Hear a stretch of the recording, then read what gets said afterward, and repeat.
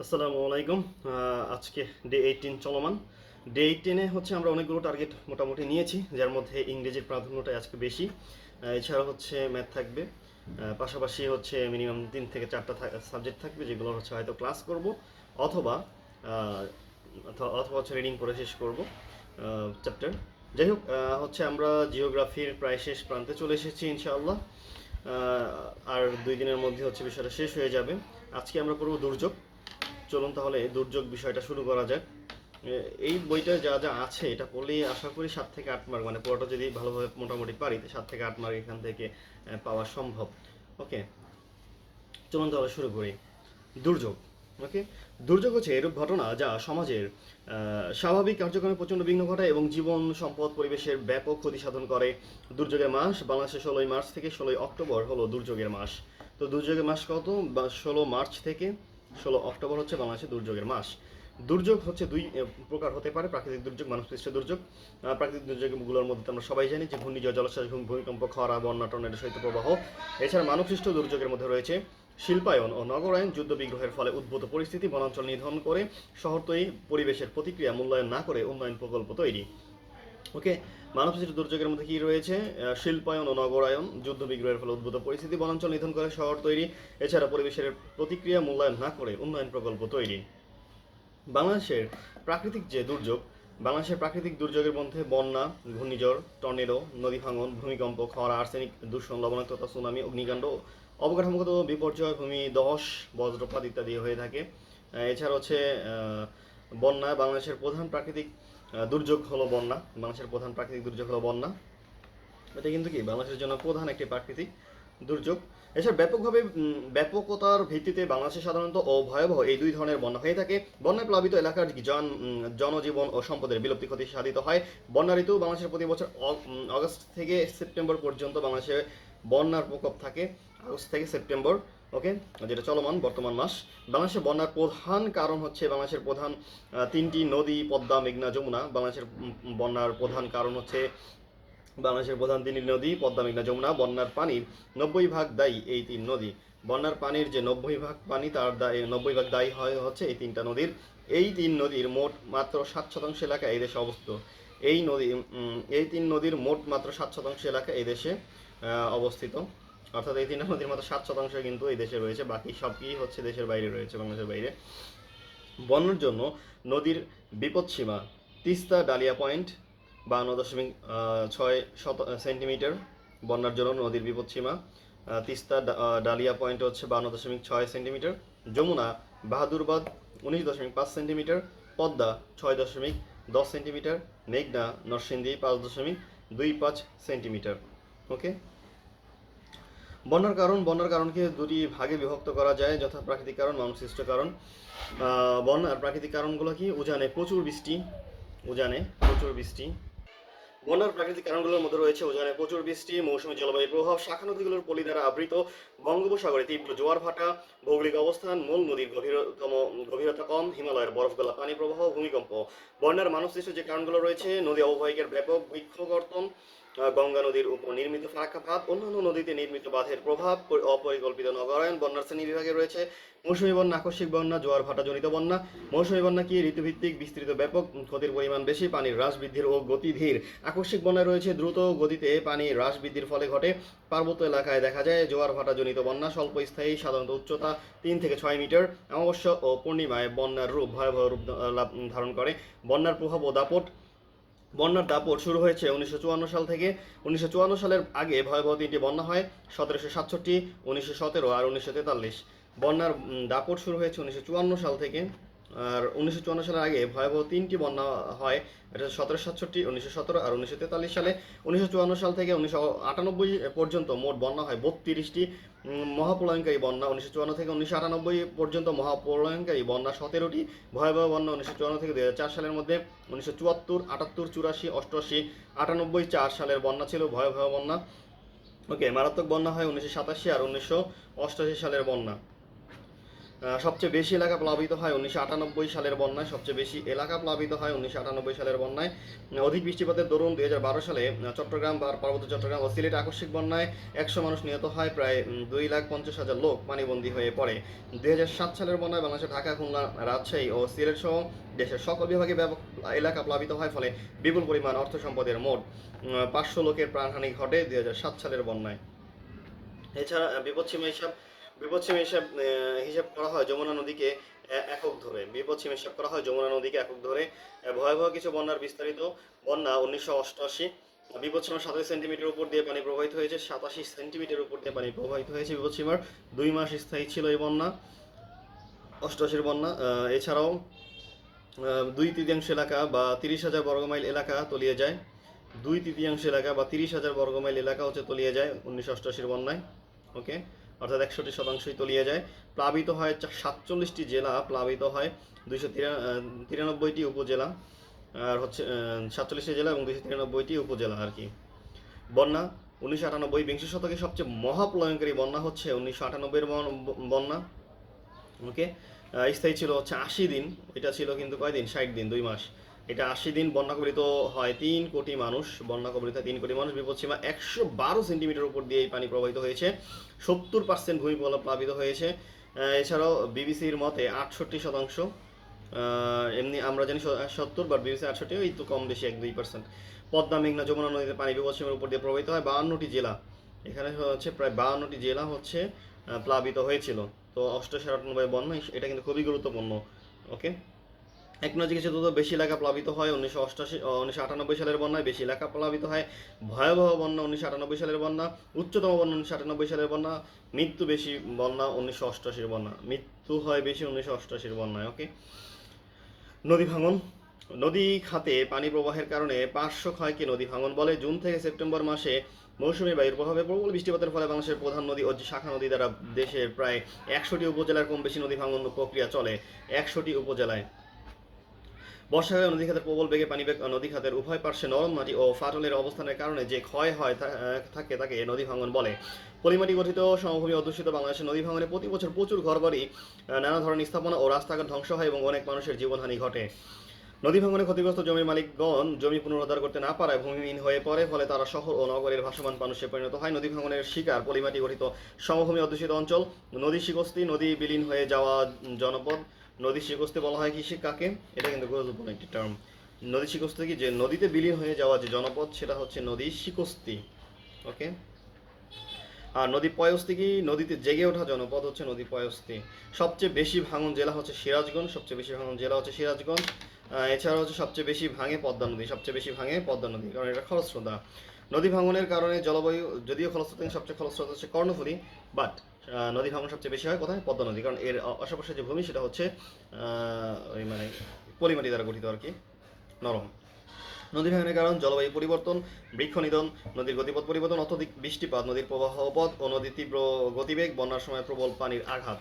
ওকে, নদীগর্ভে নরম ক্ষয়ংশ শিলার উপস্থিতি, রাসায়নিক দ্রব্যের উপস্থিতি, নদীগর্ভে ফাটলের উপস্থিতি, নদী তীর থেকে অত্যধিক পরিমাণে বৃক্ষনিধন, বাহিত শিলার কঠিনতা। ওকে, নদী তীর ও তলদেশ থেকে অপরিকল্পিতভাবে বালু উত্তোলন এবং নদী তীর দখলের মাধ্যমে নদীর গতিপথে বাধা দেয় ও গতিপথ পরিবর্তন করা। নদী ভাঙনের যে ক্ষয়ক্ষতি, বাংলাদেশে প্রতি বছর বৃহৎ নদীসমূহ যেমন পদ্মা, যমুনা, মেঘনা ও তিস্তা সহ প্রায় 410টি নদী উপনদীতে বন্যা ও নদী ভাঙন সংঘটিত হয়, ফলে প্রতি বছর 410টি নদী উপনদীতে বন্যা ও নদী ভাঙন সংঘটিত হয় বাংলাদেশে। ফলে প্রতি বছর প্রায় 15 লক্ষ লোক প্রত্যক্ষভাবে নদী ভাঙনের দ্বারা, প্রত্যক্ষভাবেই 15 লক্ষ লোক নদী ভাঙনের দ্বারা ক্ষতিগ্রস্ত হয়। এদের মধ্যে প্রায় 3 লক্ষ লোক সম্পূর্ণ 3 লক্ষ এবং 3 লক্ষ বছর সম্পূর্ণ আশ্রয়হীন হয়ে পড়ে।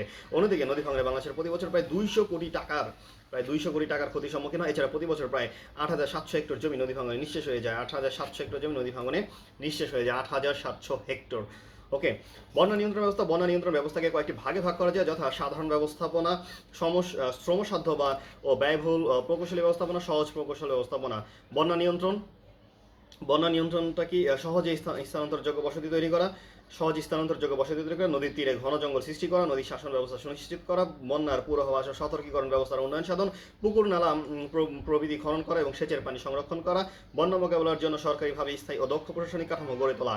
ওকে, বন্যা নিয়ন্ত্রণ, শ্রমসাধ্য ও ব্যয়বহুল প্রকৌশল ব্যবস্থাপনা, ড্রেজারের মাধ্যমে নদীর পানির পরিবহন ক্ষমতা বৃদ্ধি করা, নির্দিষ্ট স্থানে জলধারণ নির্মাণের মাধ্যমে পানি প্রবাহকে সম্পূর্ণরূপে নিয়ন্ত্রণ করা, ভারত থেকে আসা পানিকে বাঁধের সাহায্যে নিয়ন্ত্রণ নিষ্কাশন করা, সম্পূর্ণ উপকূলবর্তী এলাকায় পানির অনুপ্রবেশ বন্ধ করা, নদী তীরকে স্থায়ী সুদৃঢ় কাঠামোর সাহায্যে সংরক্ষণ করা, বন্যা নিয়ন্ত্রণ সহজ প্রকৌশলগত ব্যবস্থাপনা, নদীর দুতীরে বেড়িবাঁধ দিয়ে নদীর পানি উপচে পড়া বন্ধ করা, দেশের সর্বত্র বনায়ন সৃষ্টি করা, রাস্তাঘাট নির্মাণের ক্ষেত্রে পরিকল্পিত পানি নিষ্কাশনের ব্যবস্থা রাখা, বন্যপ্রবণ অঞ্চলে সর্বোচ্চ বন্যা লেভেলের উপরে আশ্রয় কেন্দ্র প্রতিষ্ঠা করা, শহর বেষ্টনীমূলক বাঁধ দেওয়া।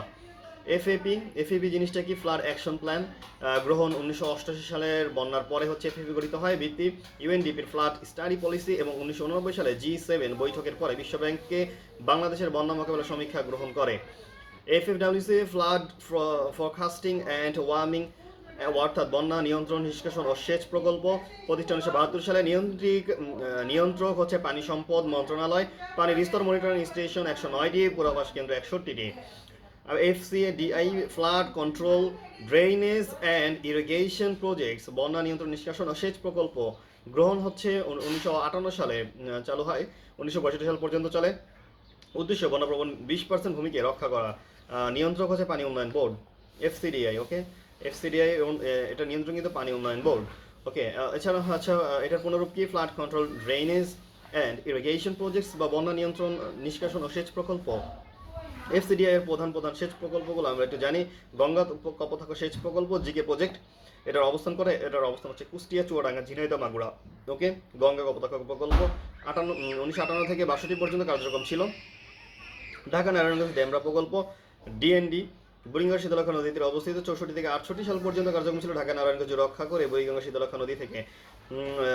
কর্ণফুলী বহুমুখী প্রকল্প, রাঙামাটি জলবিদ্যুৎ উৎপাদন ও বন্যা নিয়ন্ত্রণ, তিস্তা বাঁধ প্রকল্প বাংলাদেশের বৃহত্তম সেচ প্রকল্প, রংপুর লালমনিরহাট নীলফামারী প্রকল্প 1979 থেকে 98, আওতাভুক্ত 60টি জেলার 35টি উপজেলা, বাঁধটি নির্মাণ 615 মিটার। ওকে, এটার ছিল কত? 20% ভূমিকে রক্ষা করার উদ্দেশ্য, বন্যাপ্রবণ 20% ভূমিকে রক্ষা করা, FCDI. Okay, flood control drainage and irrigation projects বন্যা নিয়ন্ত্রণ নিষ্কাশন ও সেচ প্রকল্প। 44টি তিস্তা নদীর উপর বাঁধ নির্মাণ, 44টি তিস্তা নদীর জলকপাট, 44টি তিস্তা নদীর উপর বাঁধ নির্মাণ করে প্রবাহের দিক পরিবর্তন করে নদীর পানিকে সেচ কার্যে ব্যবহার করা হচ্ছে। বর্ষা মৌসুমে সম্পূরক সেচ হিসেবে সেচ কার্য পরিচালিত হয়। ব্রহ্মপুত্র ডান তীরবর্তী বেড়িবাঁধ প্রকল্প, ব্রহ্মপুত্র তিস্তার ডান তীরবর্তী এলাকায় 1963 থেকে 1968 সাল পর্যন্ত কার্যক্রম ছিল। বন্যা নিয়ন্ত্রণ এবং পানি অপসারণ। চাঁদপুর সেচ প্রকল্প, চাঁদপুর ও লক্ষ্মীপুর প্রকল্পটি চাঁদপুর ও লক্ষ্মীপুর জেলাকে রক্ষা করেছে মেঘনা ডাকাতিয়া নদীর বন্যা থেকে। মেঘনা ডাকাতিয়া নদীর বন্যা থেকে হচ্ছে চাঁদপুরকে রক্ষা করেছে। মনু নদী প্রকল্প, মৌলভীবাজার সদর ও রাজনগর উপজেলায় যে নদীর বন্যা থেকে রক্ষা করেছে মনু এবং কুশিয়ারা নদী থেকে। ঢাকা সমন্বিত বন্যা প্রতিরক্ষা প্রকল্প হচ্ছে কি ঢাকা শহরের পশ্চিম অংশে প্রকল্প বাস্তবায়নে জড়িত বাংলাদেশ পানি উন্নয়ন বোর্ড, ঢাকা পানি ও পয় নিষ্কাশন কর্তৃপক্ষ, ঢাকা সিটি কর্পোরেশন। মুহুরী সেচ প্রকল্প ফেনী, এরপরে উত্তরাঞ্চল নলকূপ প্রকল্প দিনাজপুর ঠাকুরগাঁও, খোয়াই নদী প্রকল্প হবিগঞ্জ। কালবৈশাখী ঝড় বাংলাদেশের আঘাত হানে এপ্রিল থেকে মে মাসে হচ্ছে কালবৈশাখী ঝড় আঘাত হানে এপ্রিল মে চৈত্র বৈশাখ মাসে। প্রবাহ দিক হচ্ছে উত্তর পশ্চিম দিক থেকে প্রবাহিত হয়। কালবৈশাখী ঝড় উত্তর দিক থেকে প্রবাহিত হয় বলে ইংরেজিতে নরওয়েস্টার বলা হয়। এটাকে বলা হয় নরওয়েস্টার। কালবৈশাখী ঝড় ও সময় ও গতিবেগ সময়কাল প্রাক মৌসুমী বায়ু ঋতুতে বাংলাদেশ কালবৈশাখী ঝড় হয়। প্রাক মৌসুমী বায়ু ঋতুতে বাংলাদেশে কালবৈশাখী ঝড় হয়। গতিবেগ ঘন্টায় 40 থেকে 60 কিলোমিটার। গতিবেগ হচ্ছে ঘন্টায় 40 থেকে 60 কিলোমিটার। বাংলাদেশের প্রায় 1/5 শতকরা 20% বৃষ্টিপাত সংগৃহীত হয় কালবৈশাখীর মাধ্যমে। বাংলাদেশের প্রায় 1/5 শতকরা 20% বৃষ্টি সংগৃহীত হয় এই কালবৈশাখীর মাধ্যমে। কালবৈশাখী ঝড়ে অনেক বেশি ক্ষতির পরিমাণ ছিল 1988 সালের সংঘটিত হওয়া মাদারীপুরের কালবৈশাখী ঝড়ে। বজ্রপাত হচ্ছে বজ্রপাত কি ঘর্ষণ ও বজ্রপাত সৃষ্টির প্রক্রিয়াটা কি? বজ্রপাত সৃষ্টির প্রক্রিয়া হচ্ছে ঘর্ষণ ও চার্জ সৃষ্টি। বায়ুমণ্ডলে ভাসমান ঋণাত্মক চার্জযুক্ত মেঘ এবং ধনাত্মক চার্জযুক্ত মেঘের মধ্যে প্রবল আকর্ষণের ফলে যখন এই দুই ধরনের মেঘ পরস্পরের খুব কাছাকাছি আসে তখন তাদের মধ্যে তীব্র ঘর্ষণ ঘটে। ফলাফল তাপ, আলো ও শব্দ। এই প্রবল ঘর্ষণের ফলে মুহূর্তের মধ্যে প্রচুর পরিমাণে তাপ, আলো এবং প্রচণ্ড শব্দের সৃষ্টি হয়। মেঘের এই বৈদ্যুতিক ক্ষরণই হলো বজ্রপাত। আলোর বেগ শব্দের বেগের চাইতে বহুগুণ বেশি বলে আমরা আলো দেখি এবং শব্দ পরে শুনি। আহ, দুর্যোগ ব্যবস্থাপনা ও ত্রাণ মন্ত্রণালয় বজ্রপাতকে প্রাকৃতিক দুর্যোগ ঘোষণা করে 17 মে 2016। ওকে, দুর্যোগ ব্যবস্থাপনা ও ত্রাণ মন্ত্রণালয় বজ্রপাতকে প্রাকৃতিক দুর্যোগ ঘোষণা করে 17 মে 2016 সালে হচ্ছে কি করে এই বজ্রপাতকে প্রাকৃতিক দুর্যোগ ঘোষণা করে দুর্যোগ ব্যবস্থাপনা ও ত্রাণ মন্ত্রণালয়। দেশের 13তম প্রাকৃতিক দুর্যোগ, 13তম দেশের হচ্ছে 13তম প্রাকৃতিক দুর্যোগ কিন্তু কি দেশের 13তম প্রাকৃতিক দুর্যোগ হচ্ছে বজ্রপাত। ওকে, বর্তমানে বিশ্বে বজ্রপাতে সবচেয়ে বেশি মানুষ মারা যায় বাংলাদেশে 25%। বর্তমানে সবচেয়ে বেশি মানুষ মারা যায় হচ্ছে বাংলাদেশে 25%। 2021 সালে দেশে বজ্রপাতে হটস্পট চিহ্নিত হয় সিরাজগঞ্জ। হটস্পট চিহ্নিত হয় কোথায়? সিরাজগঞ্জ। বজ্রপাত বেশি হয় এপ্রিল জুন মাসে আবার বজ্রপাত বেশি হয়। বজ্রপাতের সময়সীমা হচ্ছে 30 থেকে 45 মিনিট।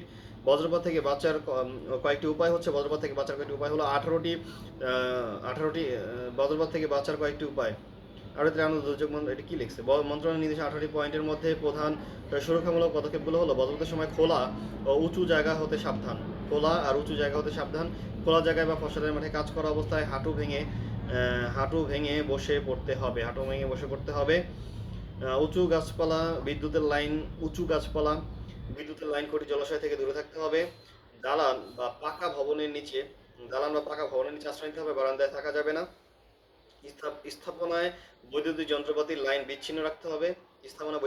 বৈদ্যুতিক লাইন থেকে দূরে থাকতে হবে। বজ্রপাতের সময় জলসমূহ ঘরের মধ্যে থাকতে হবে। অতি প্রয়োজনে রাবারের জুতা পরে বাইরে বের হতে হবে, যেটা বিদ্যুৎ অপরিবাহী। খোলা স্থানে অনেকে একত্রে থাকাকালীন প্রত্যেকে 50 থেকে 100 ফুট দূরে থাকতে হবে। খোলা স্থানে অনেকে একত্রে থাকাকালীন প্রত্যেকে 50 থেকে 100 ফুট দূরে থাকতে হবে।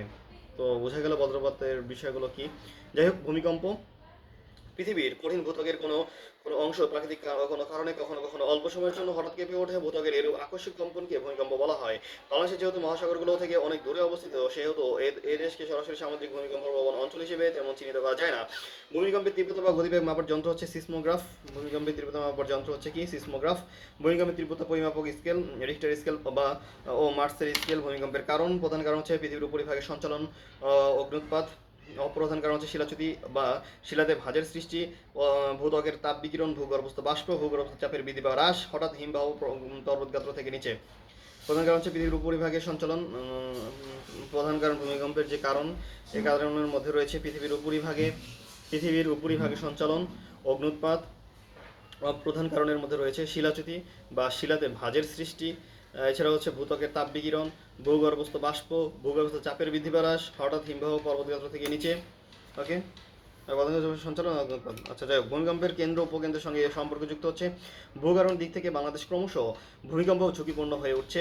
বাংলাদেশের উত্তরে হিমালয় পর্বতের পাদদেশীয় অঞ্চলে, পূর্বে ইন্দো বার্মা সীমান্তে আরাকান ইয়োমা পার্বত্য অঞ্চলে, উত্তরে আসাম খাসিয়া ও জয়ন্তিয়া পাহাড় অঞ্চলে, বঙ্গোপসাগর তলদেশ ও আন্দামান দ্বীপপুঞ্জের মূলত বৃহদাকার ফাটল ও দুই প্লেটের মধ্যবর্তী অঞ্চলে ভূমিকম্প প্রবণতা লক্ষ্য করা যায়। 1548 সাল থেকে বাংলাদেশে এবং তৎসংলগ্ন এলাকাতে ভূমিকম্প সংক্রান্ত রেকর্ড সংগ্রহ শুরু হয়। ভূমি কেন্দ্র উপকেন্দ্রের সঙ্গে সম্পর্ক 3 ধরনের, যথা অগভীর কেন্দ্র 0 থেকে 70 কিলোমিটার, মধ্য পর্যায়ের কেন্দ্র 70 থেকে 300 কিলোমিটার, আর গভীর কেন্দ্র হচ্ছে 300 থেকে 1300 কিলোমিটার।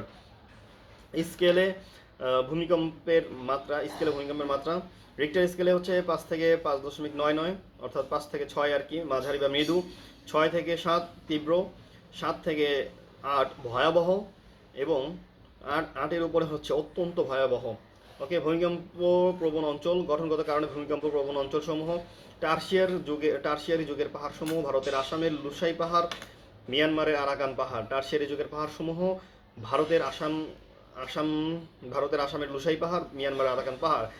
যেখানে ভূমিকম্পের প্রবণতা বেশি লক্ষ্য করা যায় বাংলাদেশের উত্তরে অবস্থিত আসামের খাসিয়া ও জয়ন্তিয়া পাহাড়ে।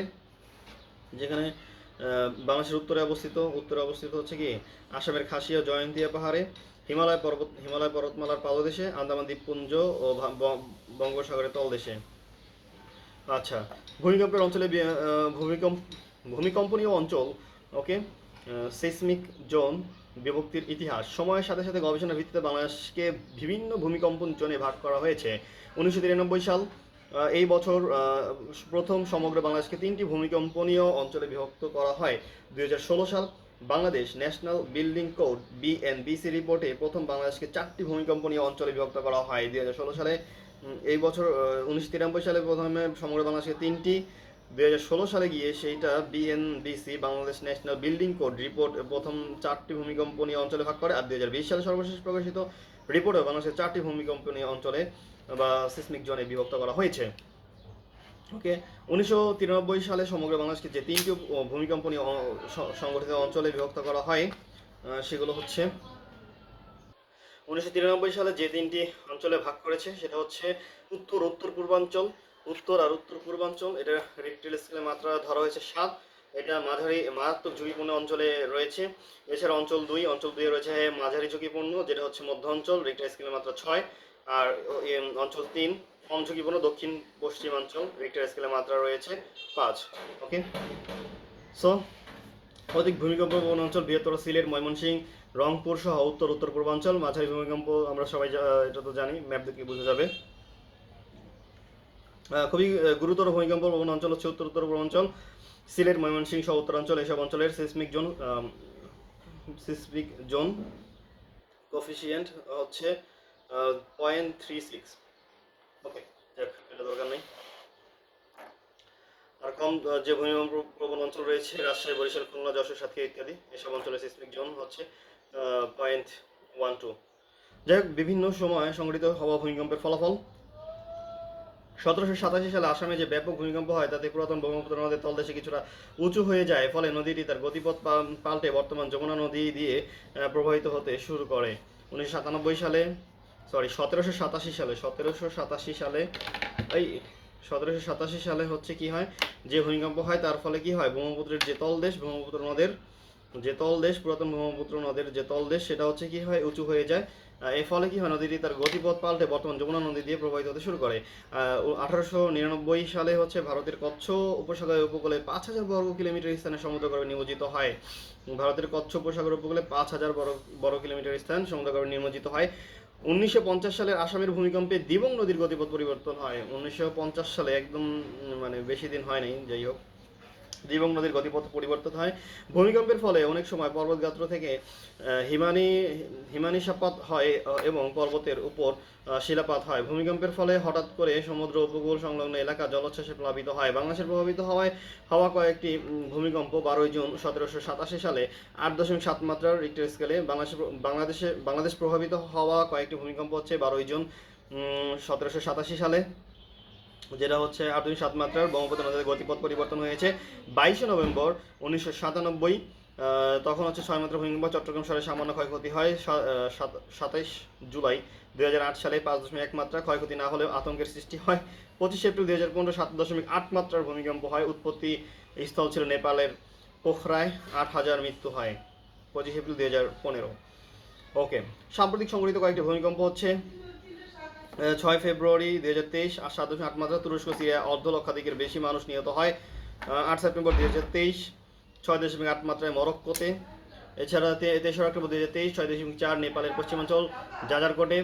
আর আর হচ্ছে 7 অক্টোবর 2023 আফগানিস্তানে।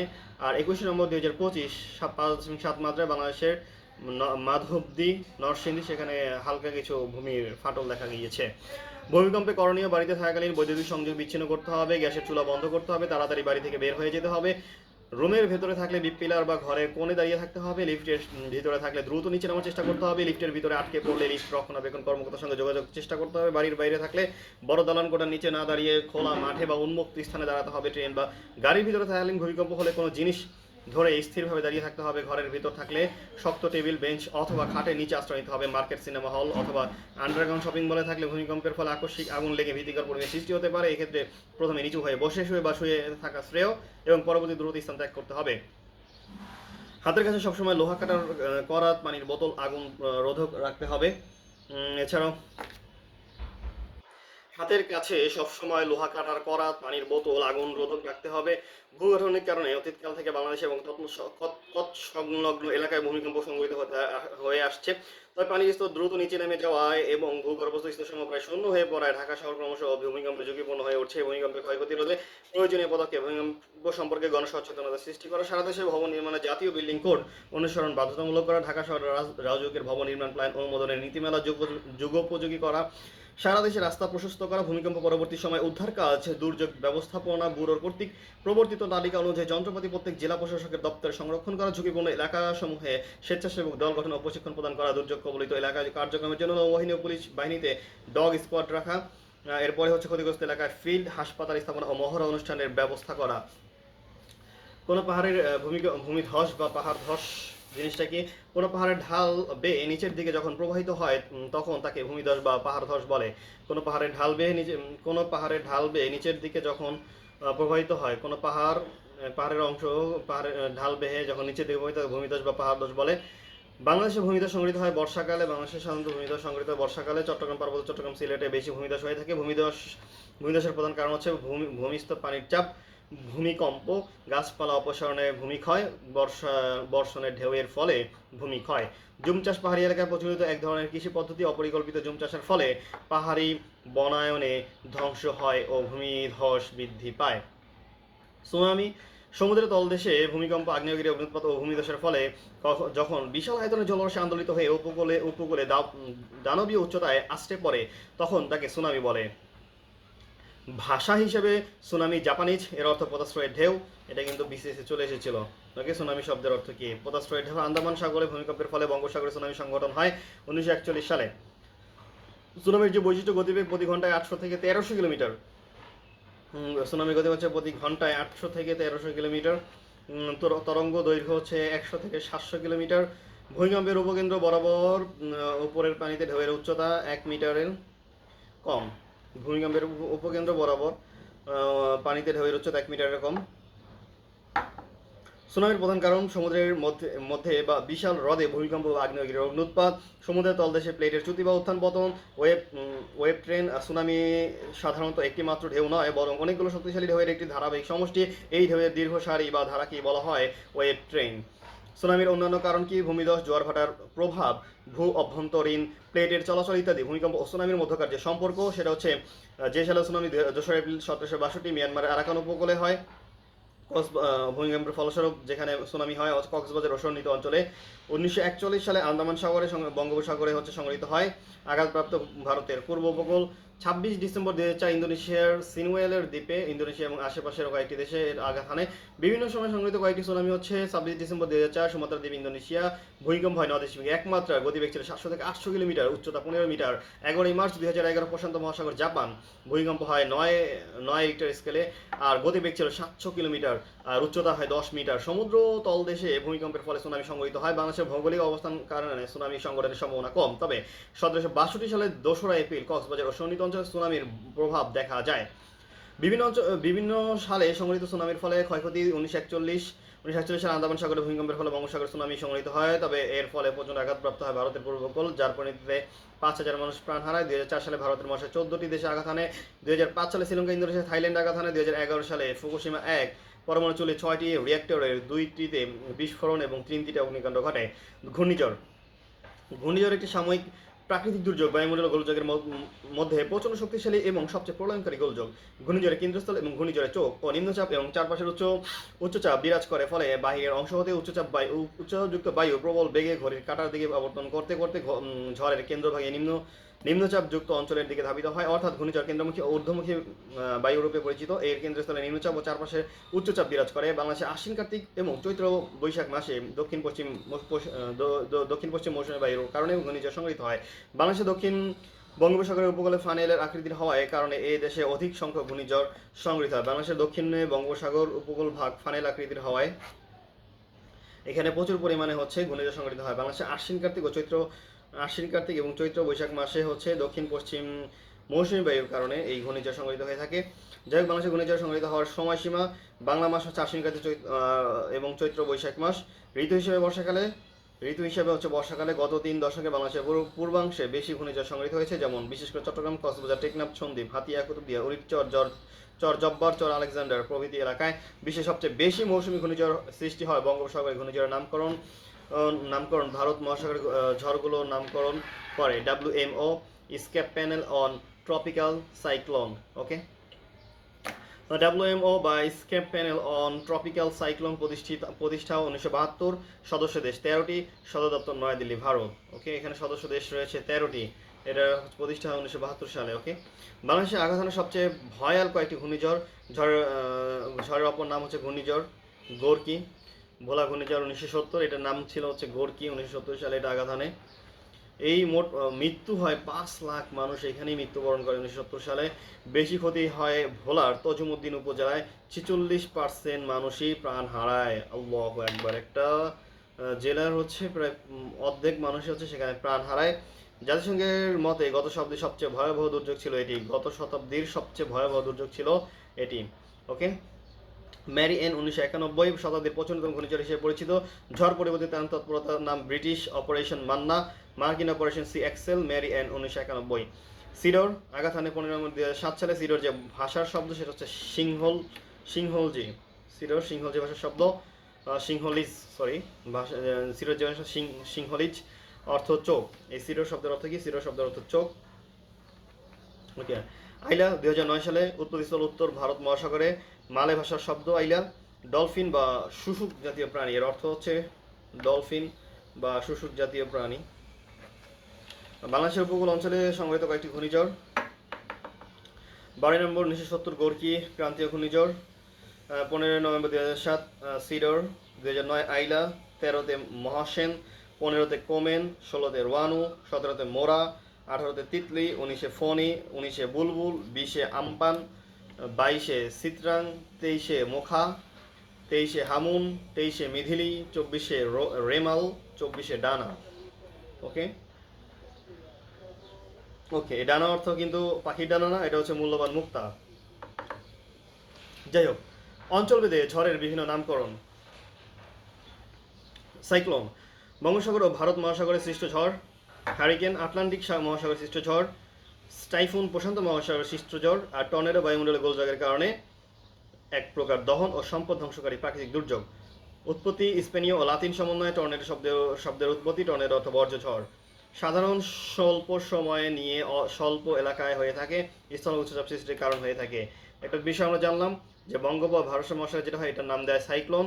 আর হারিকেন হচ্ছে আটলান্টিক মহাসাগরে, আর টাইফুন হচ্ছে প্রশান্ত মহাসাগরে যেসব হয়। ওকে, আচ্ছা, এক নজরে হচ্ছে আমরা ঘূর্ণিঝড়গুলো জানি। সাইক্লোন বঙ্গোপসাগর ভারত মহাসাগর সৃষ্ট ঝড়কে, হারিকেন আটলান্টিক, টাইফুনে প্রশান্ত, টর্নেডো হচ্ছে সাধারণ স্বল্প সময়ে হচ্ছে স্বল্প এলাকায় স্থলভাগে ঘটে থাকে। বাইগুই ফিলিপাইন উপকূলে, উইলিস অস্ট্রেলিয়া উপকূলে। বাইগুই কোথায়? ফিলিপাইন উপকূলে। আর উইলিস হচ্ছে অস্ট্রেলিয়া উপকূলে। ঘূর্ণিঝড় সতর্কীকরণ সংকেত। প্রচলিত নির্দেশনা অনুযায়ী ঘূর্ণিঝড়ের কারণে নদী ও সমুদ্র বন্দরগুলোতে 1 মে থেকে, মানে 1 তারিখ থেকে 11 তারিখ পর্যন্ত সতর্কতা সংকেত দেখানো হয়। এই 1 নং সতর্ক মানে দূরবর্তী সতর্ক সংকেতের বিষয়বস্তু দূরের সমুদ্রে প্রবাহিত বাতাস ঝড়ে পরিণত হতে পারে। 2 নং হচ্ছে দূরবর্তী হুঁশিয়ারি সংকেত, দূর সমুদ্রে ঝড় উঠেছে। 3 নং হচ্ছে স্থানীয় সতর্ক সংকেত, বন্দরে দমকা হওয়ার সম্ভাবনা। 4 নং হচ্ছে স্থানীয় হুঁশিয়ারি সংকেত, বন্দরে ঝড় আঘাত হানার সম্ভাবনা। 5 নং বিপদ সঙ্গে উপকূলে মাঝারি বা ছোট ঝড়ের কারণে বন্দরে তীব্র আবহাওয়া বিরাজের সম্ভাবনা। 6 নং হচ্ছে উপকূলে মাঝারি বা ছোট ঝড়ের কারণে বন্দরে তীব্র হাওয়া। 7 নং এ বন্দরে তীব্র ঝড় আবহাওয়া বিরাজ করবে। 8 নং এ উপকূলে প্রবল ঝড় বা আবহাওয়া বিরাজ করবে। 9 নং এ উপকূলে তীব্র ঝড় আবহাওয়া বিরাজ করবে। 10 নং এ বন্দরের উপর বা নিকট দিয়ে তীব্র গতিসম্পন্ন ঝড়ের বন্দরের তীরে ঝড় ও আবহাওয়া বিরাজ করবে। আর 11 নং যোগাযোগ বিচ্ছিন্ন হওয়ার সংকেত, প্রলয়ঙ্কারী ঘূর্ণিঝড় আঘাত হানতে উদ্যত। ওকে, নদী বন্দরের যে সংকেত, নদী বন্দরের সতর্ক সংকেত। প্রচলিত নির্দেশনা অনুযায়ী কালবৈশাখী ঝড়ে নদী বন্দরগুলোর জন্য 4 ধরনের সতর্ক সংকেত প্রচারিত হয়। নদী বন্দরের জন্য সতর্ক সংকেত 4টি। 1 নং, 2 নং, 3 নং, 4 নং। 1 নং হচ্ছে নৌ সতর্ক সংকেত, সর্বোচ্চ 60 কিলোমিটার গতিবেগে ঝড়ো হওয়া আশঙ্কা। 2 নং এ হচ্ছে 61 কিলোমিটার গতিবেগের, কমপক্ষে 61 কিলোমিটার। আর 3 নং হচ্ছে 62 থেকে 88 আশঙ্কা, হুঁশিয়ারি প্রদান, নৌ বিপদ সংকেত। 4 নং নৌ মহাবিপদ সংকেত, 89 কিলোমিটারের বেশি গতিবেগে ঝড়ো হওয়ার নিশ্চয়তা।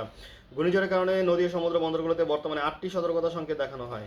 বর্তমানে কিন্তু এটা 8টি সতর্ক সংকেত দেখানো হয়, আগে ছিল 4টি, পূর্বে ছিল 15টি। ঘূর্ণিঝড়ের কারণে নদী ও সমুদ্র বন্দরগুলোতে বর্তমানে 8টি সংকেত দেখানো হয়, আর পূর্বে যা ছিল 15টি।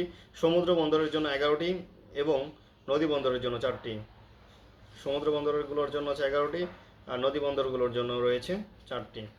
সরকার অনুমোদিত নতুন পদ্ধতি অনুসারে সমুদ্র ও সমুদ্র বন্দরের জন্য সতর্ক সংকেত 8টি।